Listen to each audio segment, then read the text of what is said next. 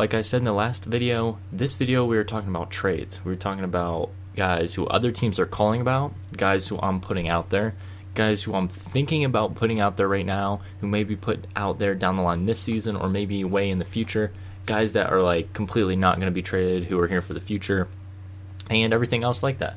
The first guy I want to talk about is Larry Nance Jr.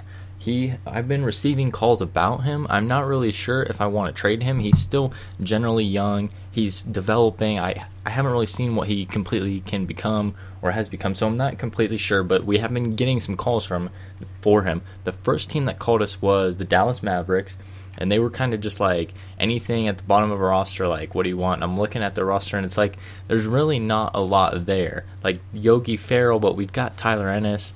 They've got Dwight Powell, but he's on a big contract, and he's a year older than Nance, and it just doesn't make any sense.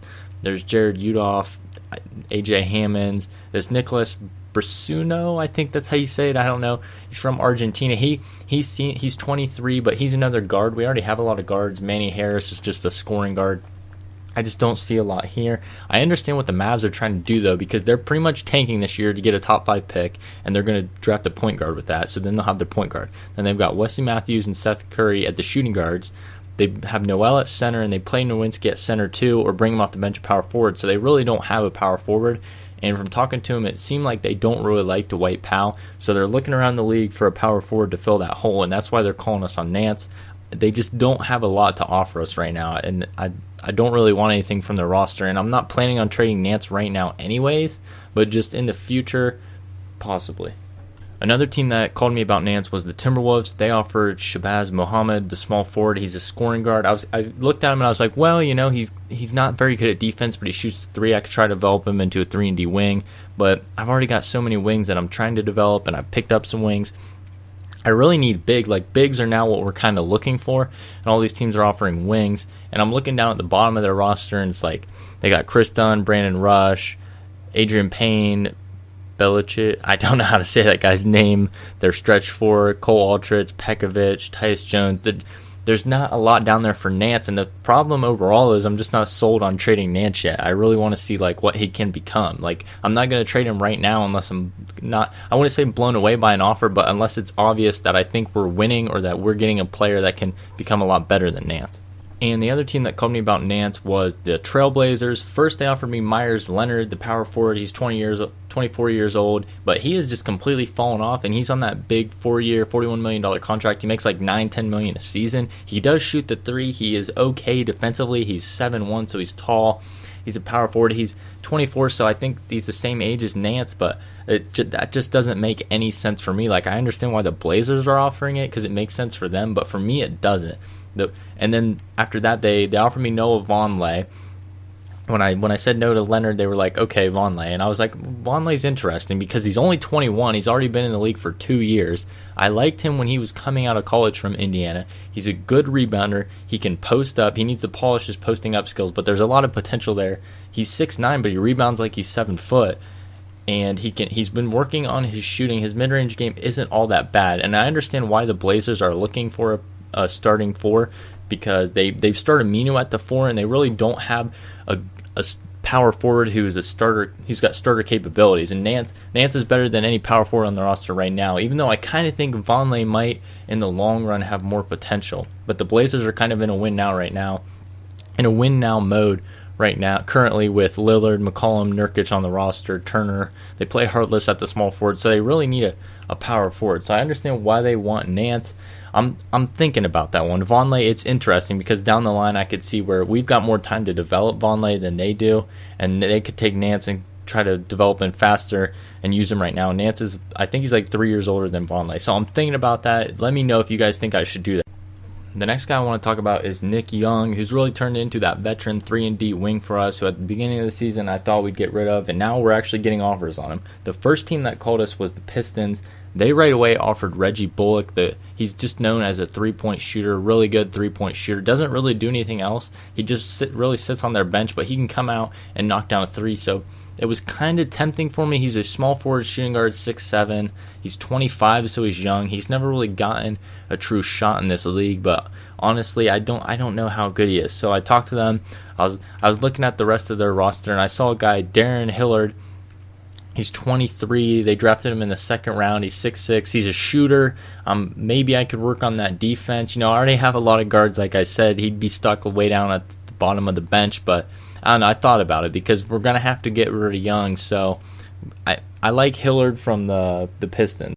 The other team that called me about Nick Young was the Clippers. I kind of expected it and saw that coming because the Clippers are always looking for a small forward. Anybody who can play defense and shoot, they will take and plug in there and try. They've had so many different small forwards, and they've tried to fit them in their roster. They never work. So I know they're out on the market looking for a small forward. So they called me, and they offered me Bryce Johnson, the power forward out of North Carolina, on the roster.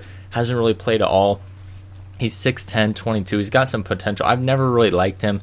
I look at the rest of the roster. I was talking to him about Diamond Stone. I kind of like him. He's a young center, good rebounder, low post scorer. His defense, he's got slow feet. It's a maybe. That's a maybe. I think what I'm gonna with Nick Young, I'm really gonna try to hold him till the last second. Let his price rise and just let people keep bidding on him. Maybe start a bidding war as it gets closer to the deadline and teams get desperate. Teams that haven't gotten a player get desperate for that wing. I feel like Young's price might go up. Start a bidding war, get the most for him. Because right now, I guess I'm not sure if I want to get draft picks or a player. That it's either because I already have a lot of draft picks and a lot of young prospects. So either way, I'm just adding more to those bunches that I already have. The last guy that teams were calling me about, which I was kind of surprised that teams were calling me about, I didn't think anybody would, maybe, was Corey Brewer, because he hasn't really played at all for us. I think he's played in 1 or 2 games. He's been riding the bench, but like I said way back at the beginning, he's only 30. He's a 3-and-D wing. The first team that called me was the Memphis Grizzlies. They were kind of offering me anything at the bottom of their bench because what's his name? Chandler Parsons has been playing terrible for them. They signed him on that huge contract. He's just been playing awful this year. He was supposed to be that small forward for them. So now they're out there looking for another guy. They've got Carter. They've got Parsons. They need one more just to make themselves feel comfortable. The bottom of their bench, they're offering me like Aaron Harrison, Wayne Selden Jr. That's a possibility. I'm thinking about it. Those are decent guys that could play right now. Join in our rotation, make a little difference. I'm thinking about that. I'm going to hold off, wait on Brewer a little bit more, like I said. The other team that called me about Brewer was the Bulls. They want some they're trying to make the playoffs right now, so they want some more veterans, get rid of that young bench they have, get a guy who can play D and spread the floor with shooting. I'm not sure Brewer's necessarily the guy, but there's not a lot out there on the market when it comes to perimeter players, which is why I'm pretty confident right now and just want to wait this out. Wait a little longer before I trade guys because I've got 2 perimeter players out on the market. Nick Young's pretty good. Brewer's average. Brewer's a little below average, but with not that many wings out there, you're going to have to pay a high price to get a wing for the other teams. They offered me Paul Zipser, which I thought about. Zipser's got potential to be a good shooter. They also offered me Isaiah Cannon and Michael Carter-Williams because a lot of these teams think we need a backup point guard. They don't really think we like Ennis, but I'm actually starting to like Ennis as that backup point guard, and I don't know if I want to take minutes away from him unless it's for the right backup point guard. So I really don't like Cannon or Carter-Williams. Zipser's a maybe. I'm going to wait it out, and we'll see. Nobody called on Mozgov, Dang, or Meta World Peace. I kind of figured Mozgov and Dang, their contracts are just too big and it's too much of a long-term commitment right now for any teams to call on them. It's probably going to be a few years before we start even getting calls or people may be willing to take them. Maybe if we send a draft pick or maybe if they're desperate for a 3-and-D wing. And Dang's 31, so it's a little iffy. If Dang falls off a cliff here, then no one's really going to want him at all. So a little nervous about those guys. Julius Randle's been playing pretty good lately, except for the 3-ball. I've been running it, the pick and pop with him in games. He hits one every few games, and I've had him shooting it in practice, the long 2 even. He can hit the mid-range. When it comes to the long 2 or the 3, he's been struggling. Didn't really get a lot of calls about him, not any serious calls about him. I'm not even thinking about trading him right now. He's only 22. I like his long-term potential, especially if he could hit that 3. He's been playing good against Philadelphia. We put him against Embiid with that small lineup. He didn't shut Embiid down, but he played solid post defense. He showed some good strength against Embiid. Another guy that some teams were kind of wondering about, didn't really offer anything serious, was Zubac. He's been struggling defensively a lot. His foot speed is really slow. He gets posted up easily. On offense, he's been playing really good, though. He sets solid picks. The mid-range he can hit, the long mid-range not really, the 3 not really. That's going to take a while. He's still really young, just came over, so it's going to take a while on him, and I'm really going to wait with him. I'm not just going to give up on him right away. Same thing with Randall. They're really young, and you just got to give them time. It could take multiple years before they really show their full potential.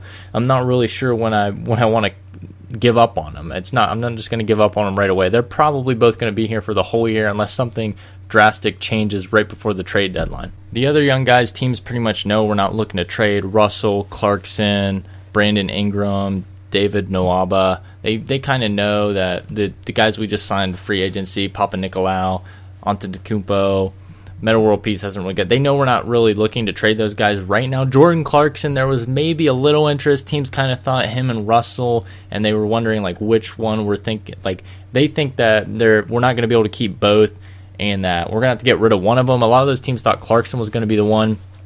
If there was going to be one out of the two of them, it would probably be Clarkson, because I really like Russell. I think he's a franchise point guard. But right now, I'm not really looking to trade Clarkson. I want to keep trying them together, see if they can work together. I like Clarkson as a scoring punch off the bench. He's been playing solid, but I'm just going to keep giving him more time and see what happens. So that's going to do it for this video about all the possible trades, all the calls we've been getting for certain guys, which guys we're keeping, which guys we're definitely keeping, which guys we're thinking about maybe, what veterans teams are calling for. The problem is a lot of the guys we're trading are veterans who I really want to push their value, start bidding wars, keep them all the way up to the deadline as close as I can go. So it might be a couple more videos before we really trade anybody. And that's pretty much all I got for you today, guys. So